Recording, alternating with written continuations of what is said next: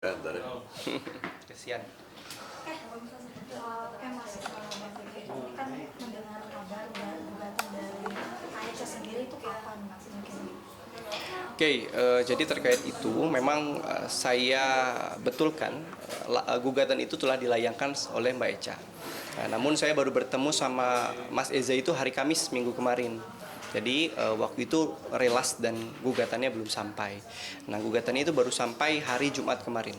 Dan kami telah baca yang mana pada intinya adalah terkait gugatan perceraian dan hak asuh anak. Tapi misalnya Kak Aisyah sendiri untuk gugatan ini yang mengambil hak asuh anak mungkin seperti apa Bang Eza sendiri siapa? Ya, pastinya secara kompilasi hukum Islam ya kita melihat bahwa ketiga anak dari Mas Eza dan Mbak Echa ini masih mumayyiz ya, masih belum mumayyiz berarti hak asuhnya jatuh terhadap ibu. Namun juga di sini ada namanya hak jawatan, hak lawatan. Nah, hak lawatan ini di mana ada pertemuan antara ayah dan anaknya ini tidak boleh dipisahkan, tidak boleh dihalang-halangi. Mungkin begitu. Saat mendengar gimana pertama kali Bang sama Bang Eza komunikasi terkait gugatan ini. Ya pasti Eza shock ya karena dia tidak akan expect sampai hal ini terjadi sampai gugatan perceraian. Oke. Kalau Bang Eza sendiri mendengar gugatan tersebut reaksinya pertama kali seperti apa dan kapan? Sekali lagi saya nggak expect ya gitu kalau akan sampai sejauh ini. Pastinya seperti itu. Saya nggak expect. Sekali lagi saya tidak tahu dan saya tidak mengerti tentang arti perceraian itu apa dan saya juga tidak mau belajar juga ya gitu. Saya tidak mau tahu tentang hal itu karena yang saya tahu bagaimana caranya saya untuk mempertahankan hubungan ini gitu. Jadi intinya adalah saya akan perjuangkan hubungan ini sampai kapanpun. Upaya mempertahankan atau memperjuangkan agar tidak tergugat sama Kak. Contohnya sekarang saya tidak mau terpuruk ya gitu. Saya tidak mau terpuruk terus menerus. Kemarin ya saya akuin saya sempat hancur, tapi sekarang saya nggak mau gitu. Saya akan tetap berusaha untuk bangkit. Saya akan berusaha untuk bangkit. Saya akan berusaha untuk apapun keinginan dia.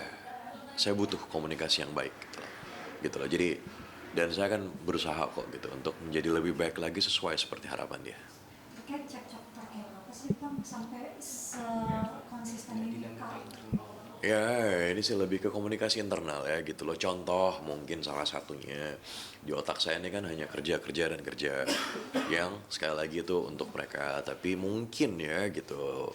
Contohnya ini gitu loh. Istri saya merasa waktu saya kurang buat dia gitu loh. Jadi dia butuh sosok mungkin suaminya gitu loh yang untuk menemani atau liburan atau apa.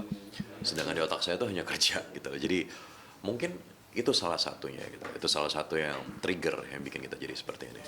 Saya juga sudah sempat membahas kalau Mas Eza sempat talak satu itu kapan? Oke, itu salah satu tuh pas di awal bulan Agustus ya. Gitu di awal bulan Agustus gitu.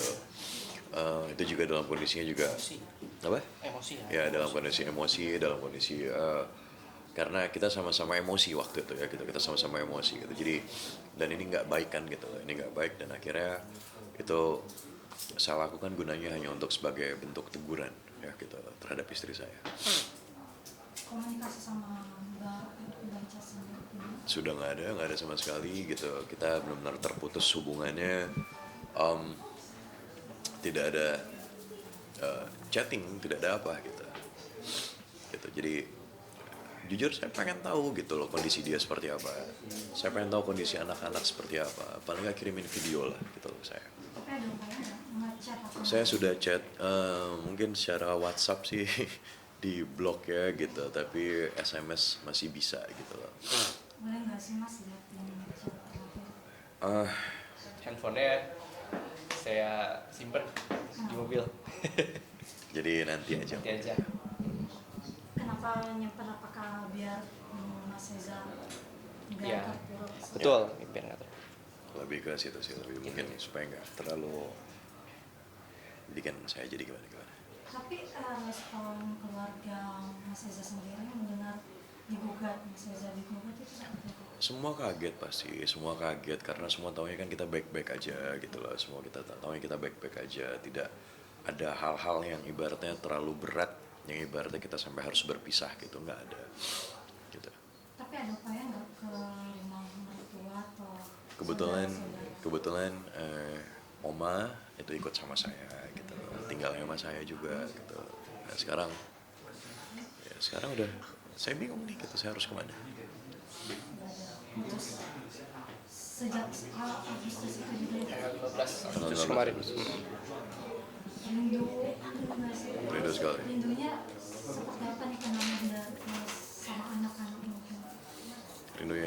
Rindunya pasti sangat luar biasa sekali. Jujur saya kadang bengong aja di rumah gitu, karena tempat duduk saya, tempat nongkrong saya itu kan selalu di belakang gitu. Anak-anak tuh selalu izin dulu, mau berenang Dedi, mau berenang gitu. Kadang saya ngelihat kondisi mereka, kalau kondisi mereka sehat, fit, oke, saya nggak apa-apa. Tapi kalau mereka ada flu atau bagaimana, saya pasti larang gitu. Dan saya rindu sekali untuk meluk mereka gitu. Nah sekarang jangankan meluk, saya bisa lihat aja enggak gitu. Itu sih yang bikin sedih. Mas, ini kan rumah bersama ya sama Eca, dan rumah itu Eca sendiri. Mungkin boleh nggak sih ceritain pas keluarnya itu apa aja yang terakhir diucapkan sama Eca ke Mas Eza? Dia nggak ada bilang apa-apa, dia tidak ada bilang apa-apa gitu. Itu yang justru bikin saya jujur, saya shock ya gitu, kagetnya di situ gitu. Oh ya, ini untuk tayang besok ya. Iya. Oke, teman-teman boleh sekali lagi terakhir aja. Kebetulan besok itu ulang tahun istri saya. Oke.